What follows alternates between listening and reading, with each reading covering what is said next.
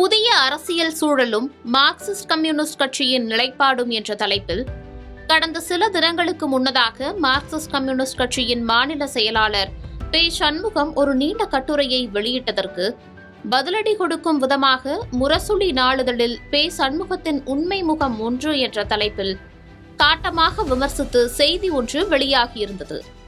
இந்நிலையில் அதற்கு Marxist communist தற்போது எதிர்வினையாற்றி இருக்கிறது. இதன் மூலம் இரு கட்சிகளுக்கும் இடையே வார்த்தை போர் மூண்டிருக்கிறது. என்ன நடந்தது பார்க்கலாம்.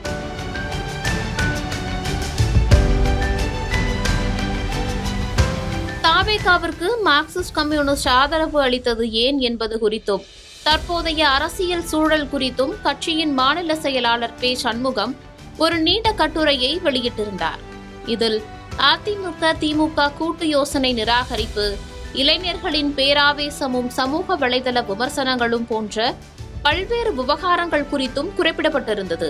அந்த கட்டுரையை காட்டமாக விமர்சித்து முரசொலி நாளிதழில் பே. சண்முகத்தின் உண்மை முகம் 1 என்ற தலைப்பில் செய்தி ஒன்று வெளியானது.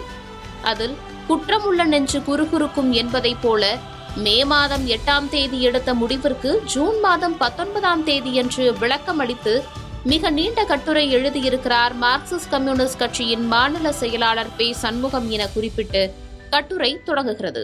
சண்முகத்தின் உண்மையான நோக்கம் திராவிட கட்சி இல்லாத ஆட்சி அமைய ஆதரவு என்பதுதான். அதிமுக தயவுடன் அமைந்துள்ள ஆட்சியை ஆதரிப்பது சண்முகத்திற்கு கேவலமாக தெரியவில்லையா?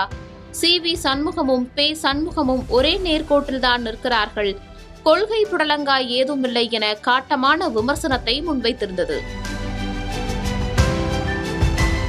தற்போது இதற்கு மார்க்சிஸ்ட் கம்யூனிஸ்ட் கட்சி தனது சமூக வலைதள பக்கத்தில் எதிர்வினையாற்றி இருக்கிறார்கள். பாஜக பிளஸ் திமுக பிளஸ் அதிமுக எனும் கொள்கை புடலங்காய் சிபிஎம்முக்கு எப்போதும் இல்லை என குறிப்பிட்டு ஒரு படத்தையும் வெளியிட்டிருக்கின்றனர்.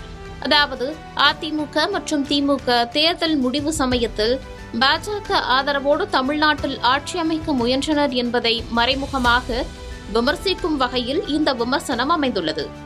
நீண்ட காலமாக கூட்டணியில் பயணித்த திமுக மார்க்சிஸ்ட் இடையே தற்போது வார்த்தை போர் வெடித்துள்ளது. முன்னதாக திமுக கூட்டணியில் இருந்து விலகி தாவேகாவிற்கு ஆதரவு நிலைப்பாட்டை எடுக்கும்போது திமுக மற்றும் காங்கிரஸ் ஆகிய இரு கட்சிகளும் சமூக வலைதளங்களில் மட்டுமின்றி பொதுவெளியிலும் ஒருவரை ஒருவர் காட்டமாக விமர்சித்து வந்தனர். தற்போது திமுக சிபிஎம் இடையேயும் அது தொடங்கியுள்ளது.